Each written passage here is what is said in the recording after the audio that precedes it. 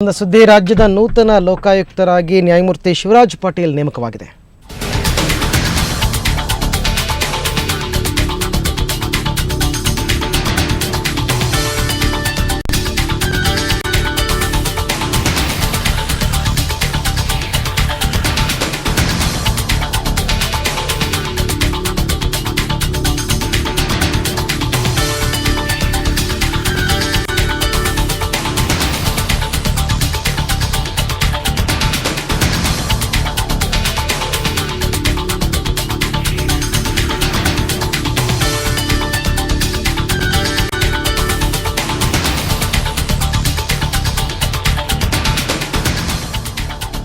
ಲೋಕಾಯುಕ್ತ ನ್ಯಾಯಮೂರ್ತಿ ಸಂತೋಷ್ ಹೆಗಡೆ ಅವರ ನಿವೃತ್ತಿಯ ವೇಳೆ ಸಮೀಪ ಆಗ್ತಾ ಇದ್ದಂತೆ ರಾಜ್ಯ ಸರ್ಕಾರ ಇದೀಗ ಹೊಸ ಲೋಕಾಯುಕ್ತ ನ್ಯಾಯಮೂರ್ತಿಯಾಗಿ ನಿವೃತ್ತ ನ್ಯಾಯಮೂರ್ತಿ ಶಿವರಾಜ್ ಪಾಟೀಲ್ ಅವರನ್ನು ನೇಮಕ ಮಾಡಿ ಶಿಫಾರಸನ್ನು ಹೊರಡಿಸಿತ್ತು.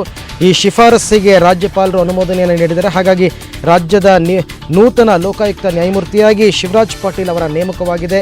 ಶಿವರಾಜ್ ಪಾಟೀಲ್ ಅವರು ಹೈಕೋರ್ಟ್ನಲ್ಲಿ, ರಾಜ್ಯ ಹೈಕೋರ್ಟ್ನಲ್ಲಿ ಕೂಡ ಇವರು ಮುಖ್ಯ ನ್ಯಾಯಮೂರ್ತಿಯಾಗಿ ಸೇವೆಯನ್ನು ಸಲ್ಲಿಸಿದರು. ಕೇರಳದಲ್ಲಿ ಸೇವೆಯನ್ನು ಸಲ್ಲಿಸಿದರು. ಹಾಗೆಯೇ ಸುಪ್ರೀಂ ಕೋರ್ಟ್ ನ್ಯಾಯಮೂರ್ತಿಯಾಗಿ ಕೂಡ ಇವರು ಸೇವೆಯನ್ನು ಸಲ್ಲಿಸಿದರು. ಹಾಗಾಗಿ ಇದರ ಜೊತೆಗೆ ಎರಡನೇ ಉಪ ಲೋಕಾಯುಕ್ತರಾಗಿ ಆರ್ ಗುರುರಾಜನ್ ಅವರ ನೇಮಕವಾಗಿದೆ. ಅಂದರೆ ಈಗ ಒಂದು ಅಧಿಕಾರ ವಿಕೇಂದ್ರೀಕರಣ ರೀತಿಯಲ್ಲಿ ಈ ರೀತಿಯ ಒಂದು ಕ್ರಮವನ್ನು ರಾಜ್ಯ ಸರ್ಕಾರ ಕೈಗೊಂಡಿದೆ ಅಂತಲೇ ಹೇಳ್ಬೋದು. ಸರ್ಕಾರದ ಶಿಫಾರಸಿಗೆ ಈಗ ರಾಜ್ಯಪಾಲರು ಅಂಗೀಕಾರ ಕೊಟ್ಟಿರ್ತಕ್ಕಂಥದ್ದು ಬಹಳ ಮುಖ್ಯ ಅಂತ ಅನಿಸ್ತಾ ಇದೆ. ಬನ್ನಿ, ಈ ಬಗ್ಗೆ ಹೆಚ್ಚಿನ ಮಾಹಿತಿ ಪಡೆಯೋಣ ನಮ್ಮ ಪ್ರತಿನಿಧಿ ಜಯಪ್ರಕಾಶ್ ಶೆಟ್ಟಿ ಅವರಿಂದ. ಜಯಪ್ರಕಾಶ್, ಒಂದು ರೀತಿ ಆ ಥರದ ನಿರ್ಧಾರ ಅಂತ ಅನ್ಸುತ್ತಾ ಅಥವಾ ಪೂರ್ವ ಯೋಜಿತ ನಿರ್ಧಾರ ಇದು ಅಂತ ಅನ್ಸುತ್ತಾ?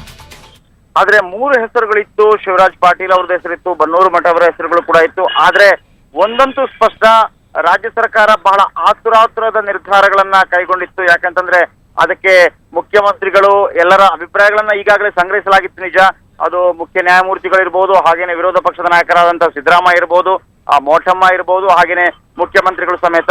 ಆದ್ರೆ ಅದಾದ ನಂತರ ಒಂದು ಸಭೆ ನಡೆಯುತ್ತೆ. ಆ ಸಭೆಯಲ್ಲಿ ಮುಖ್ಯಮಂತ್ರಿಗಳು ನಿರ್ಧಾರವನ್ನು ಕೈಗೊಳ್ತಾರೆ. ಆ ನಿರ್ಧಾರವನ್ನು ಕೈಗೊಂಡ ನಂತರ ಆ ಶಿಫಾರಸು ಪತ್ರವನ್ನು ಕಳಿಸುವುದಾಗಿರುತ್ತೆ. ಆದ್ರೆ ಸದ್ಯದ ಪರಿಸ್ಥಿತಿಯಲ್ಲಿ ನೀವು ಒಂದು ವಿಷಯವನ್ನು ಗಮನಿಸಬಹುದು, ರಾಜ್ಯ ರಾಜಕೀಯ ಒಂದು ಅತಂತ್ರ ಪರಿಸ್ಥಿತಿಯನ್ನು ಎದುರಿಸ್ತಾ ಇದೆ.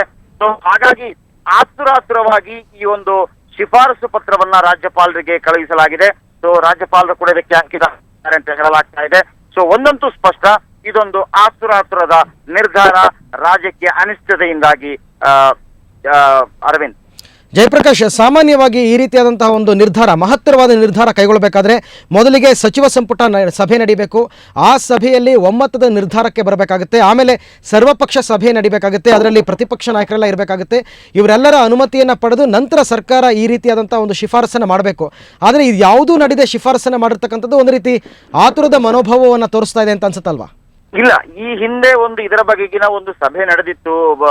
ಇದರಲ್ಲಿ ಎಸ್ಪೆಷಲಿ ಹೈಕೋರ್ಟ್ನ ಮುಖ್ಯ ನ್ಯಾಯಮೂರ್ತಿಗಳ ಒಂದು ಅಭಿಪ್ರಾಯವನ್ನು ಸಂಗ್ರಹಿಸಲಾಗುತ್ತೆ. ಮುಖ್ಯಮಂತ್ರಿಗಳ ಒಂದು ಅಭಿಪ್ರಾಯ, ಜೊತೆಗೆ ವಿರೋಧ ಪಕ್ಷ ನಾಯಕರಾಗಿರುವಂತಹ ಸಿದ್ದರಾಮಯ್ಯ ಅವರ ಒಂದು ಅಭಿಪ್ರಾಯ, ವಿಧಾನ ಪರಿಷತ್ ನಾಯಕಿ ಆಗಿರುವಂತಹ ವಿರೋಧ ಪಕ್ಷದ ನಾಯಕಿ ಆಗಿರುವಂತಹ ಮೋಟಮ್ಮ ಅವರ ಅಭಿಪ್ರಾಯ, ಇವರೆಲ್ಲರ ಅಭಿಪ್ರಾಯವನ್ನ ಪಡೆಯಲಾಗುತ್ತೆ. ಆ ನಡೆದಿದೆ ನಿಜ.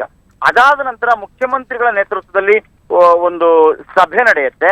ಆ ಸಭೆಯ ನಂತರ ಶಿಫಾರಸು ಮಾಡುವ ಬಗ್ಗೆ ಒಂದು ನಿರ್ಧಾರವನ್ನ ಕೈಗೊಳ್ಳಲಾಗುತ್ತೆ, ಯಾರ ಹೆಸರು ಶಿಫಾರಸು ಮಾಡಬೇಕು ಅನ್ನುವಂಥದ್ದು. ಆದ್ರೆ ಆ ಪ್ರಕ್ರಿಯೆ ಇಲ್ಲಿ ನಡೆದಿಲ್ಲ. ಯಾವಾಗ ಆ ಒಂದು ಮುಖ್ಯಮಂತ್ರಿಗಳು ಸಭೆ ನಡೆಸಿದ್ರು ಅದರ ಬಗ್ಗೆ ಮಾಹಿತಿ ಇಲ್ಲ. ಹಾಗಾಗಿ ಒಂದು ಅತಂತ್ರ ಪರಿಸ್ಥಿತಿ ರಾಜ್ಯ ರಾಜಕೀಯದಲ್ಲಿ ತಲೆದೋರ್ತಾ ಇದೆ ಅನ್ನೋದು ಬಹಳ ನಿಚ್ಚಳವಾಗ್ತಾ ಇದೆ. ಸೊ ಹಾಗಾಗಿ ತರಾತುರಿಯಲ್ಲಿ ಈ ಒಂದು ಹೆಸರನ್ನ ಶಿಫಾರಸು ಮಾಡಲಾಗಿದೆ. ನೀವೊಂದು ವಿಷಯ ಗಮನಿಸಬಹುದು, ಇನ್ನೂ ಕೆಲವು ಅತಂತ್ರದ ನಿರ್ಧಾರಗಳು ಆಗ್ತಾ ಇದೆ. ಅಂದ್ರೆ ಸಚಿವರುಗಳು ನಿನ್ನೆ ರಾತ್ರಿಯಿಂದಲೇ ಒಂದು ಅತಂತ್ರ ಪರಿಸ್ಥಿತಿ ಇರುವ ಕಾರಣದಿಂದಾಗಿ ತಮ್ಮ ಕಡತಗಳ ವಿಲೇವಾರಿ, ಕಡತಗಳ ಒಂದು ಸಹಿ ಹಾಕುವಿಕೆ, ಇದೆಲ್ಲವೂ ಕೂಡ ರಾತ್ರೋರಾತ್ರಿ ಕೂಡ ನಡೆದಿತ್ತು. ಈಗಲೂ ಕೂಡ ಕೆಲವು ಕಡೆ ನಡೀತಾ ಇದೆ. ಸೊ ಹಾಗಾಗಿ ಒಂದು ಸ್ಪಷ್ಟ ಸೂಚನೆ ಕಂಡು ಬರ್ತಾ ಇದೆ. ಇದರಿಂದ ಕಂಡು ಬರುವಂತದ್ದು ನಿಜವಾಗ್ಲೂ ಒಂದು ಆಗಸ್ಟ್ 2ನೇ ತಾರೀಕಿಗೆ ಅವರು ನಿವೃತ್ತಿ ಆಗುವ ಸಂದರ್ಭದಲ್ಲಿ ಈ ಮೂರು ಹೆಸರುಗಳೇನು ಕೇಳಿ ಬರ್ತಾ ಇತ್ತು, ಲೋಕಾಯುಕ್ತ ನ್ಯಾಯಮೂರ್ತಿಗಳು ಯಾರಾಗ್ತಾರೆ ಅನ್ನುವಂಥದ್ದು.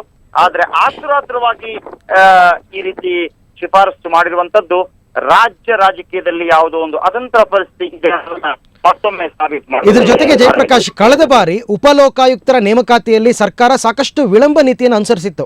ಆದರೆ ಈ ಬಾರಿ ಲೋಕಾಯುಕ್ತರು ಮತ್ತೆ ಉಪಲೋಕಾಯುಕ್ತರ ಹೆಸರನ್ನ ಒಟ್ಟಿಗೆ ಅನೌನ್ಸ್ ಮಾಡಿದೆ. ಅಂದ್ರೆ ಪ್ರತಿಪಕ್ಷಗಳ ವಾಗ್ಬಾಣದಿಂದ ತಪ್ಪಿಸ್ಕೊಳ್ಳೋಕೆ ಸರ್ಕಾರ ಈ ರೀತಿ ಮಾಡಿರಬಹುದಾ? ಪ್ರತಿಪಕ್ಷಗಳ ವಾಗ್ಬಾಣ ಅನ್ನೋದಕ್ಕಿಂತ ಹೆಚ್ಚಾಗಿ ಆ ರೀತಿ ಉಲ್ಲೇಖಿಸೋದಕ್ಕೆ ಬರೋದಿಲ್ಲ. ವಿಶೇಷವಾಗಿ ಈ ಒಂದು ರಾಜ್ಯ ಸರ್ಕಾರ ತಮಗೆ ಬೇಕಾದವರನ್ನ ಒಮ್ಮೆ ಆ ಸ್ಥಾನದಲ್ಲಿ ಕೂರಿಸಬೇಕು ಅಂತಂದ್ರೆ ಕೆಲವೊಮ್ಮೆ ಆತುರಾತುರದ ನಿರ್ಧಾರಗಳನ್ನ ಕೈಗೊಳ್ಳಬೇಕಾಗತ್ತೆ. ಬಟ್ ಯಾವ ರೀತಿ ಪ್ರತಿಪಕ್ಷಗಳಿಂದ ಪ್ರತಿಕ್ರಿಯೆ ಬರುತ್ತೆ ಅದನ್ನು ಕೂಡ ನೋಡಬೇಕಾಗಿದೆ.